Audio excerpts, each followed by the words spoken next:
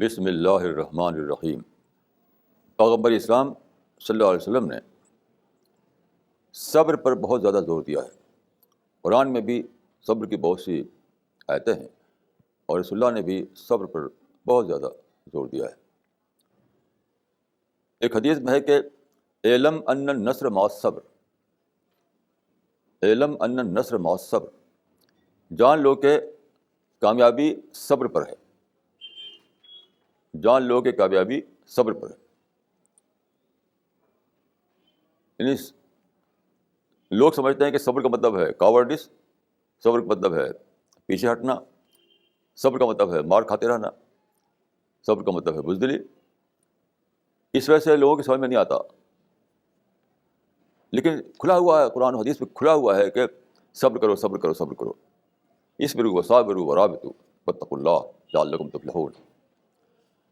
تو آپ نے فرمایا کہ اعلم ان النصر مع الصبر، جان لو کہ صبر ہی کے ساتھ کامیابی ہے۔ رسول اللہ نے اپنی پوری زندگی میں صبر کا طریقہ اختیار کیا۔ یہاں یہ سوال پیدا ہوتا ہے کہ اسلام کی تاریخ میں جو لڑائی ہوئی تھی جس کا نام ہے بیٹل آف بدر، تو وہاں آپ نے صبر کیوں نہیں کیا؟ کیونکہ وہاں پر جو سچویشن تھی وہ یہ تھی کہ آپ کے ساتھ کل 313 آدمی تھے اور دوسری طرف 1000 آدمی تھے۔ وہ لوگ زیادہ ویل اکوپڈ تھے، آپ کی طرف لوگ اتنا اکوپڈ نہیں تھے۔ یہاں سوال ہوتا ہے کہ جب ایسا تھا تو آپ کیوں ٹکرا گئے؟ کمزور ہوتے ہوئے آپ کیوں طاقتوں سے ٹکرا گئے؟ تو ایسا ہے کہ آپ ٹکرائے نہیں تھے کبھی بھی خود سے، انہوں نے اٹیک کیا، وہ بڑھے چلے آ رہے تھے مدینہ کی طرف۔ تو صحابہ میں یہ مشورہ ہوا، آپ کے جو کمپینین تھے تو انہوں نے کہا کہ بھائی یہ تو ایکول بیسس پر لڑائی نہیں ہوگی، وہ اسٹرانگ ہے ہم ویک ہیں، تو ہم کیسے جائیں ان سے لڑنے کے لیے؟ یہ بات قرآن میں لکھی ہوئی ہے کہ صحابہ جو ہے آگے بڑھنے کے لیے تیار نہیں تھے اگرچہ خدا کا حکم تھا۔ تو قرآن میں باقاعدہ یہ آیت موجود ہے کہ خدا کی طرف سے آیت اتری کہ تم آگے بڑھو، ہم اینجلز کے ذریعے تمہاری مدد کریں گے۔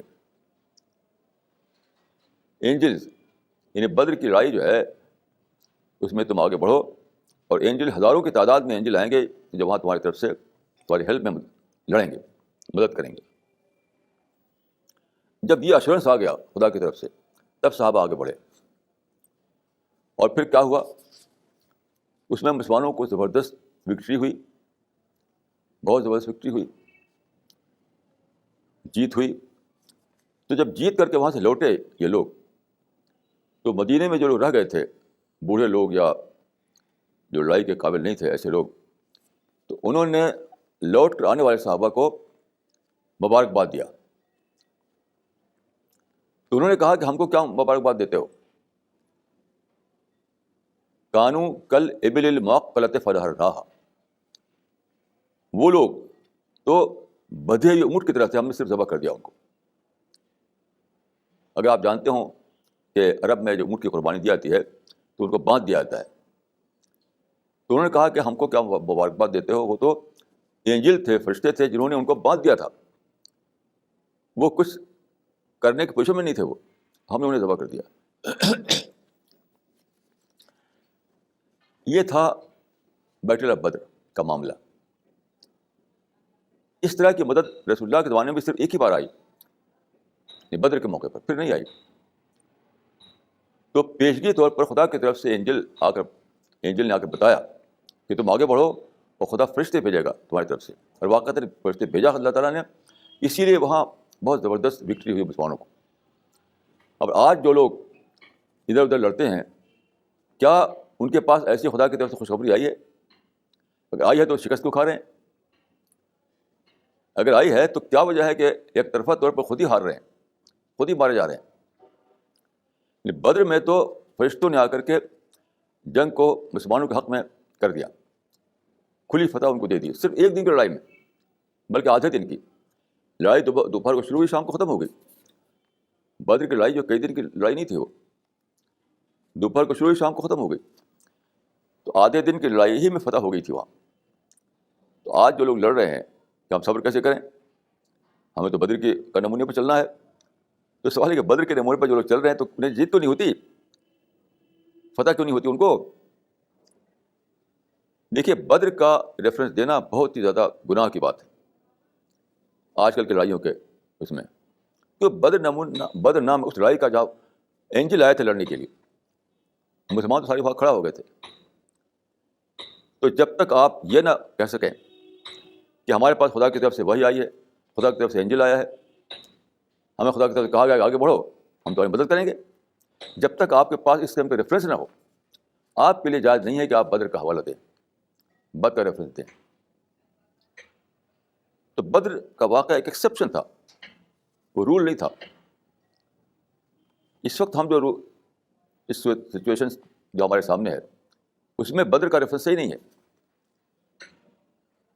بدر کا ریفرنس جو ہے صحیح اس لیے نہیں ہے کہ وہ صرف پروفٹ کا معاملہ تھا, اور پروفٹ صرف ایک ہی بار پیش آیا, ایک بار پروفٹ کے ساتھ بھی صرف ایک بار پیش آیا, اس کے بعد کبھی نہیں پیش آیا. یہ موجود ہے کتابوں میں, اگر پڑھیں آپ, کہ بدر کے سوا کسی اور موقع پر اینجل لڑنے کے لیے نہیں آئے. تو ہم نہ تو پیغمبر ہیں, نہ ہمارے پاس خدا کی طرف سے کوئی اینجل نے آ کے بتایا ہے ہم کو. ایسی حالت میں بدر کا ریفرنس دینا یہ بہت بڑا یعنی بہت غلط بات ہے. Badr was clearly an exception rather than a rule. تو عام حالت میں بلکہ پروفٹ کے بعد ہمیشہ ہی آپ کو صبر کرنا پڑے گا.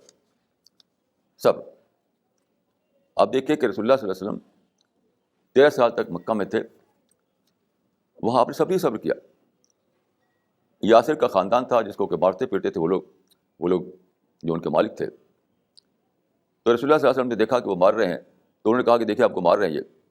تو آپ نے فرمایا کہ صبرن یا آل یاسر فإن موعدکم الجنہ, اے یاسر کے خاندان والوں صبر کرو, تم کو خدا کی طرف سے پیراڈائز کی گڈ ٹائڈنگ ہے. تو 13 سال تک صبر کرتے کرتے پھر آپ چھوڑ کر مدینہ چلے گئے. تو بہت بڑی غلطی ہے کہ عام لڑائی پر آپ بدر کا ریفرنس دیں. بدر تو پوری ہسٹری میں ایکسیپشن تھا. پوری ہسٹری میں کبھی بھی ایسا نہیں ہوا کہ فرشتے آئے ہوں لڑنے کے لیے انسان کی طرف سے. نہ رسول اللہ کے زمانے میں وہ چیز ریپیٹ ہوئی, نہ پوری ہسٹری میں کبھی ایسا ہوا تھا, کبھی ایسا نہیں ہوا تھا. تو وہ تو ایک سنگل ایکسیپشن ہے پوری ہسٹری میں, اس کو کیسے ریفرنس دے سکتے ہیں آپ؟ تو so Badr was a rare exception rather than a general rule. اس بات کو اچھی طرح سمجھ لینا چاہیے. دوسری بات یہ ہے کہ جو آپ دیکھتے ہیں کہ رسول اللہ صلی اللہ علیہ وسلم صبر پر زور دیتے ہیں, تو دیکھیں یہ کوئی پیسیو ایٹیٹیوڈ نہیں ہے.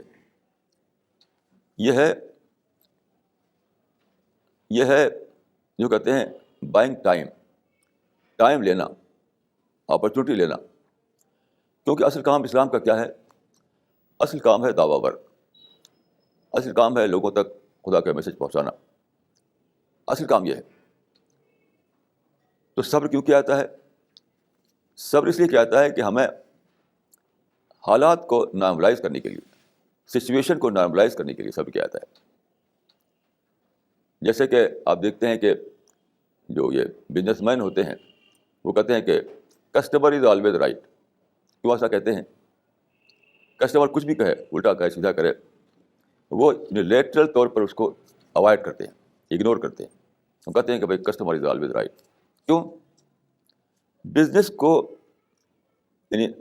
کو چلانے کے لیے, یعنی ٹریڈر اور کسٹمر کے بیچ میں اگر لڑائی ہو جائے, جھگڑا ہو جائے, تو کیا ہوگا؟ بزنس ختم ہو جائے گا. تو بزنس مین کے اپنی انٹرسٹ میں ہے کہ وہ لڑائی نہ ہونے دے, جھگڑا نہ ہونے دے, اس لیے وہ ایک طرفہ صبر کرتا ہے. کسٹمر از آلویز رائٹ کا مطلب یہ ہے کہ میں یونیلیٹرل طور پر صبر کروں گا تاکہ کسٹمر میرے ہاتھ سے نہ جانے پائے. تو دائی کا معاملہ یہی ہے. اس لیے کسی نے کہا ہے کہ God is making commerce his missionary. تو جو ایتھکس ہے ایک بزنس مین کا, وہی ایتھکس دائی کا ہوتا ہے. دائی صبر کرتا ہے کیوں؟ تاکہ نارمل سچویشن دونوں کے بیچ میں, دائی اور مدعو کے بیچ میں نارمل سچویشن جو ہے وہ باقی رہے. تو یہ بزنس مین کیوں اگنور کرتا ہے کسٹمر کی باتوں کو؟ تاکہ بزنس مین اور کسٹمر کے بیچ میں وہ سچویشن باقی رہے جس میں کہ بزنس ہوا کرتا ہے, یعنی نارمل سچویشن.